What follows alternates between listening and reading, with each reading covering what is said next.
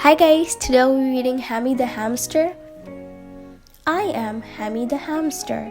I live with my mother, Henrietta, and my father, Harry, my sister Hatchie, and my brother Hal.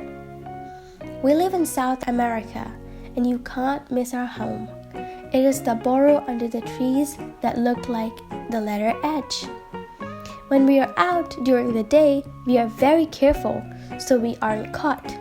We might get trapped and become someone's pet, so we are mostly out after dark. We like to eat seeds and fruits and can carry it back home in our pouches. Our cheeks have built-in shopping bags. Just like you, we like to play and have fun. We have fun running into the light and chasing our shadows on the leaves. Last night, Hatchie and I found this thing. When you pushed a button, it lit up like the sun. We like to climb things and explore. Our cousins Lester, Larry, and Lorian live in the city. They are someone's pets. They sent us this picture and said they had a lot of fun but missed playing with us. Lester said he liked people. He always had food and water and lots of toys to play with.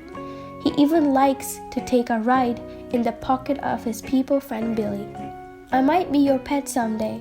If I ever become your pet, I hope you take good care of me because I will do all I can to be your friend.